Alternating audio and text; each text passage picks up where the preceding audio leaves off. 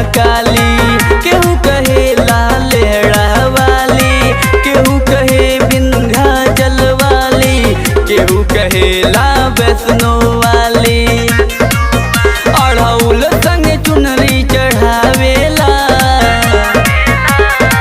चाहे अमीर हो के चाहे गरीब हो सब सिरवा झुकावेला।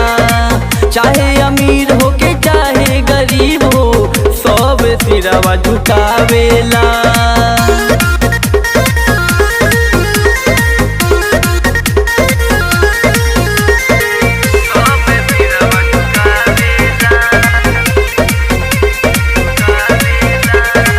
शेर के राउर सवारी बा, कीर्ति सबसे प्यारी बा, हाथ में शोभे संग